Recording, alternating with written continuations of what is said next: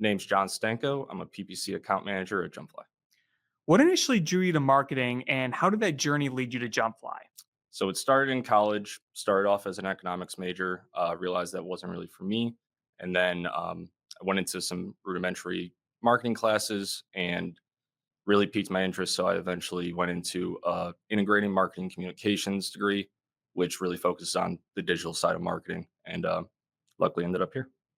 What attracted you to JumpFly itself and how's your experience been so far?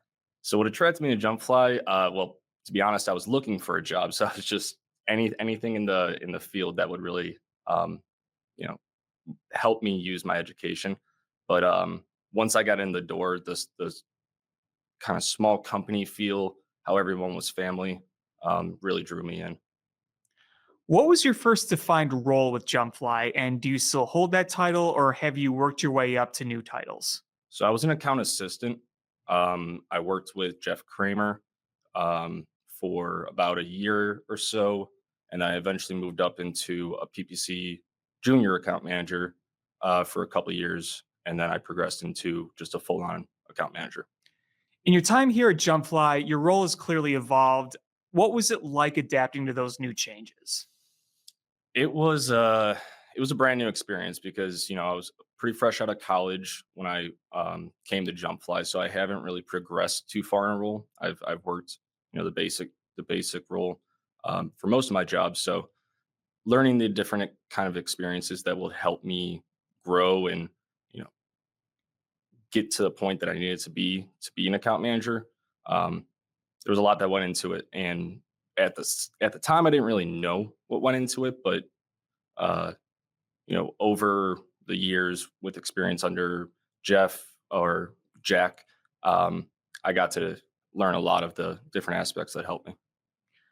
So, what is a skill or quality that you've developed as an account manager that maybe you didn't expect to? So actually, when I came into JumpFly, I came from a sales position, which I really didn't like. I didn't like cold calling people, anything along those lines. And I remember talking to Michael and Jeff about it, and I was like, my one rule is I don't want to be cold calling. I don't want to be talking to people. So I was a little against the client facing side of everything. Um, but after kind of honing in my skills and building my knowledge base on how to run an account, and I got more confident with it. Um, the talking to clients and talking to people about their business really became easy. And now I kind of think it's one of my bread and butters. I think I can talk to anybody about their business. So, Can you tell us about the new JumpFly Express service? How did you come up with it and how does it work? so it was last year. So December 2023, I came up with the idea, and then ironically, Michael also had the exact same idea. Called me into his office, and he was ran me through just, hey, we want to try to start this new express model. It's going to be for people who don't really have experience with PPC. They might have a lot lower of a budget, and we just kind of want to get them in the door and see if we can get successful campaigns built out. Um, it was ironic that we both had pretty much the exact same idea because I wanted to move into an account manager position, and we weren't sure if I was going to branch off as a normal account manager or if I was going to possibly take on more express clients. Um, and so we eventually went that route. So, you mentioned a little bit about who you wanted to tailor the Express service to. Could you expand on that a little bit? Would you say a lower spending client would be good for Express, someone who just doesn't have experience despite what budget they want to use? How would you classify a good Express client? So just based off of our management tiers, it is a little bit categorized by how much they want to spend. It was usually our packages started at around $5,000 a monthly spend. So we wanted to capture all the potential clients that are below that mark. Um, Google will normally recommend spending somewhere north of $5,000 a month. So it was a bit of a lot of the people that fell below that bracket were, they didn't have a ton of experience. So they might have just been working with a Google rep on an account. Um, so I think there was a lot of different opportunities that we could get from those people. Have there been any instances where a client wants to come on board and they weren't really sure what they needed to do to be successful, and you recommended them trying the Express and then they could kind of expand upon there? Yes, I will say I'm usually not the one talking to the people before they're divvied out to either express or traditional management. But um, there was a lot of conversations about, okay, what do you need from this? How can I help you? And if, say, they were looking to spend more money potentially, but they just kind of want to get out the door, we'd start them on Express and then eventually move them up if they needed. Um, but in most cases, $3,000 a month, $100 a day will get you enough results to determine if PPC is good for your company or if it might not be successful. And So, going to the company and culture dynamics that we have at JumpFly, what's something about JumpFly's culture that stands out to you? as I guess going back to just it being a little bit of a smaller company, very family oriented. When I joined, I think we only had, I'd say, 25 people, maybe 20 people. A lot of family members as well. So I felt like I was joining a family. My other company that I worked with prior to that was very corporate. I felt like I was just a little bug on the wall. So I felt like I can actually make an impact when I came to the company, which was pretty big for me. So, why do you think clients choose JumpFly, and what's kept you passionate about working here? I think it's definitely a reputation. We've been one of the top companies in the nation for pretty much since Google started showing ads. Um, and then I think we sway away from that corporate feel. We care about our clients just as much as they would want us to care about them. A lot of other companies, especially from builds that I've seen come through the doors, they clearly don't care about the clientele. They just want the invoice to come through with the payment. So it's definitely like I think a lot of clients want to work with us because they take us on as employees in a sense. Um, they think of me as their marketing person, or they think of my team as their marketing team. So it kind of works hand in hand. So, you talked earlier about your strength now in talking with clients and communicating with them. What is your approach to keeping both client and internal communication smooth and effective? Um, it's difficult. I mean, especially with the amount of workflow that comes through. There's always concerns, and it's sometimes a lot to deal with, but a lot of times it's just being able to multitask is your benefit. Um, keeping on top of every single account, having your normal daily routines of checking on all the accounts, checking through all the emails, making sure everything is aligned. There's not enough time in a day to check through every single account as much as I would like to, but staying on top of things as much as possible is probably the best way to manage it.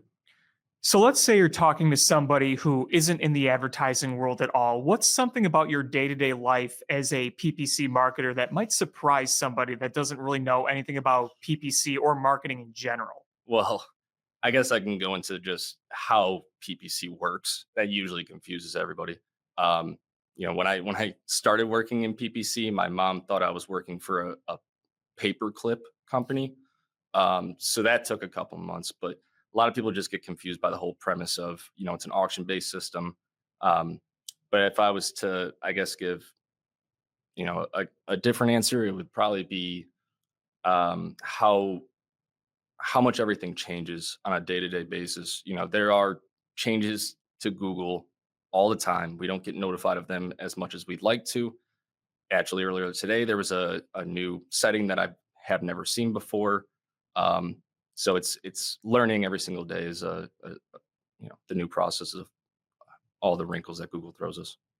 Is there a certain type of client that you consider yourself particularly successful in, whether it be an industry or a business goal, such as lead gen or e commerce? You know, I wouldn't I wouldn't pick out one in particular.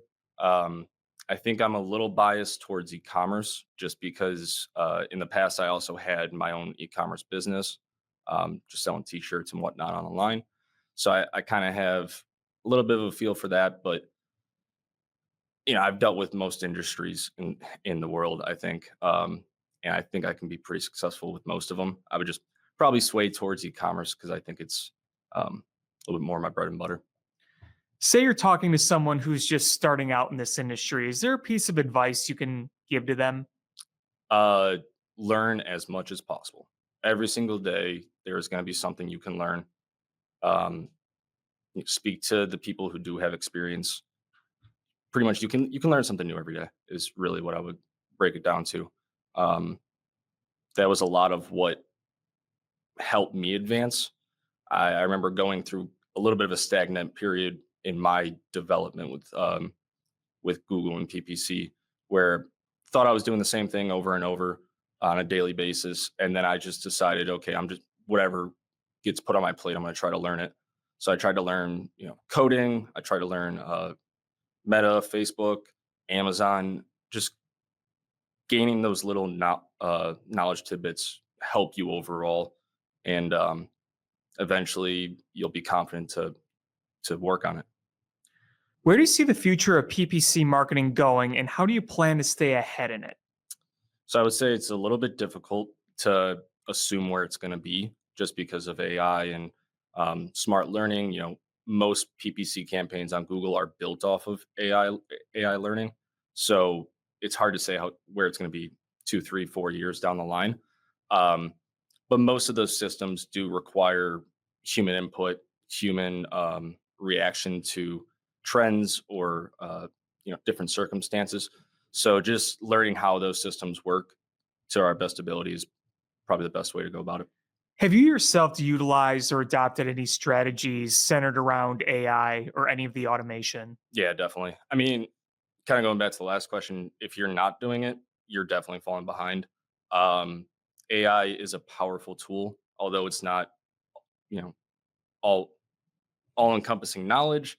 It's definitely a helpful tool to help with some rudimentary tasks, whether it be, looking up new keyword research, to, coming up with ideas that maybe I haven't thought of. I definitely use it in a day-to-day basis, whether, bunch of different tasks and assets. I don't really use it as much as I want, but I've been trying as much as possible. Are there any other trends that excite you in particular, and how do you see JumpFly or yourself adapting to those trends? So one trend that I definitely push towards my clients is the inclusion of videos in pretty much all facets, whether it be lead gen, uh, definitely e-commerce. Video is becoming the new photo in reality. Um, it entices people a lot more, and I've been trying to develop or honing my skills on those just because I know how much of an impact it's going to be in the coming years. I've tried to learn video editing, everything along those lines, so I can help my clients where I can. I definitely do help sometimes. I've built out videos to help out, but I think that's probably the next biggest uh, asset that we can help with Google Ads. Do you have a specific memorable success story from your time here at JumpFly that demonstrates our impact on clients in PPC? Um, Let me think about that. It's tough to point out one example just because I've worked with hundreds of clients over my tenure here. Um, I do have one that definitely pops out to me just because it was a client who, you know, we had a really good campaign. We've had them for probably at this point 3 or 4 years, um, and we were pretty steady. Running it around like a 6 or 7 ROAS pretty consistently throughout the month. Um, we eventually started developing some new game plans on how to go about their products that they were selling.